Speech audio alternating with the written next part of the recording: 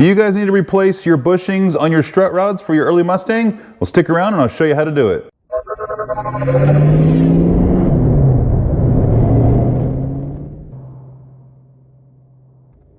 What's up guys, my name is Andy. In this video, I'm going to be replacing the stock rubber strut rod bushings on my 66 Mustang with a new set of rubber bushings from Scott Drake.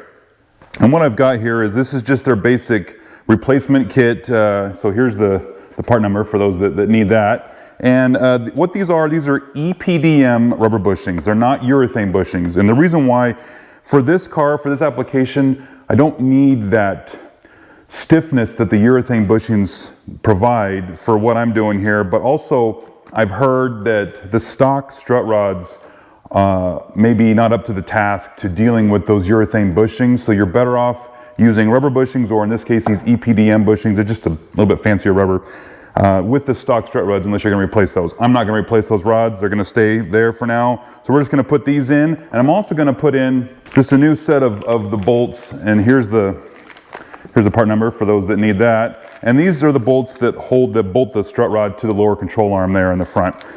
I probably don't need these. They weren't that expensive.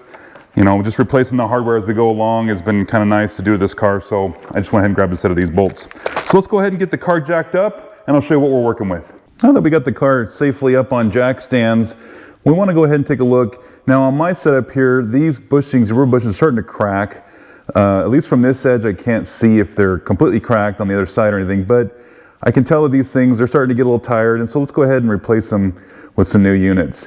And again, I'm going to just leave the strut rod. I'm not going to replace this. You can if you want. I don't think I need to, but we'll find out when we get in there. And the tools that we're going to need: a 7/8" socket for up here on this end, and I'm going to have one of these, you know, wobbly heads on there just so I can get at it with the impact gun.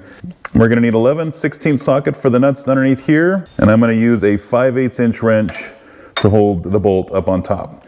And I can do this also with an impact driver. If you guys have one of those, it'll make it a lot easier. If not, just get a big breaker bar and you should be able to break these loose. They shouldn't be too bad. They're only torqued down to around 75 foot-pounds up here and around 90 foot-pounds up here. So it shouldn't be too bad for you guys. So let's go ahead and start taking this off.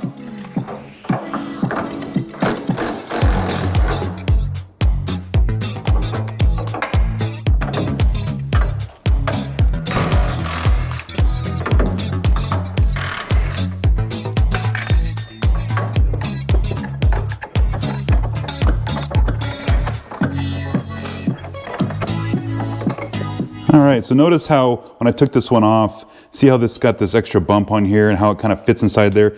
That's because it gets captured in that strut mount location, and so these would get pinched around that piece of steel there on the car. So we can go ahead and take these off. And also notice that these washers, see how this has a larger hole? Because this sits on this shoulder down here, and this one has a smaller hole, and it sits on that shoulder there. So, but you get new hardware, you know, with all these, you know, 4 pieces or 5 pieces here, you get, you know, a full new set for each side when you're doing the car. And on this end, I'm going to go ahead and replace these bolts. Again, they're probably fine, but I'm already here. I've already got them and they weren't that bad. So I'm going to go put some new bolts in there. This bracket, you know, some of you guys know what this is for. I'm not familiar with it. I just know it was on the car. So I'm going to put it back where it was and make sure it's there when I put everything back together. So if we get all this stuff out of the way, I guess we'll keep the bar, but get this stuff out of the way. And here's the new setup that we got from Scott Drake. Open this up here. Notice that we've got that piece with that bump on it, and then we're going to want the mating piece that goes with it. So those will go together. We're going to want one washer with a large hole, one washer with a small hole. Set that aside, and then one nut to go with that. The other set we'll put, and we'll save to the side for the other side of the car.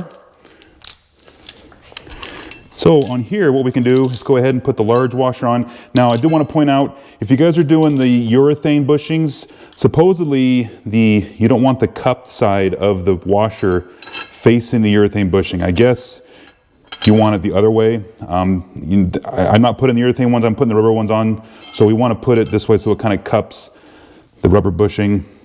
Slide that on there like that. And then we're going to put this back on the car, and we'll go this way, and we're going to, again, want the cup side of the washer to go over that, and then we'll put that on the end. Now, we're fortunate with the early Mustangs that these are not designed to be, they're not adjustable for the people that need to worry about, you know, steering alignment and that kind of stuff. These just go in place and you just lock them down and you're done. I believe 67 and up, you know, these systems here actually start to play a role in the alignment of the car. So just be mindful of that you may need to get an alignment if you guys are doing one of the newer Mustangs. So, and then on this end, again, we'll put this bracket on there like so. And then I've got 2 new bolts and 2 new nuts to go with that. For this side, I'll save this for the other side. And we'll put these in here and get it put back in the car, just like that. All right, so let's go ahead and put this in here. What we're gonna wanna do is fish this through here and bring this up from the back here. And these bolt holes, these bolts should go right into the holes. And if you're finding that this isn't cooperating, you might need to push on the lower control arm that way, and it may require you loosening the sway bar mounts here, the bolts that hold this onto the lower control arm, to get this lower control arm to swing that way a little bit, just to kind of get everything to line up.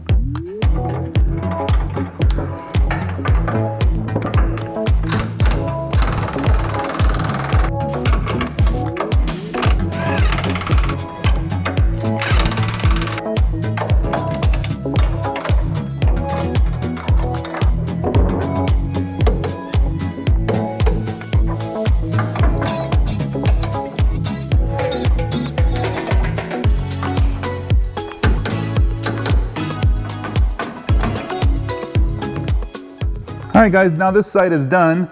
90 foot-pounds up here, 70 to 75 foot-pounds on those back there. Don't forget to tighten up your front sway bar if you loosen it up like I did to get this thing all to put together. So this side's done. We can go ahead and jump to the other side and it'll go looking from this to this. All right, everything's done, everything's in, it's new bolts, everything's torqued down, everything's happy. I think we're good under here.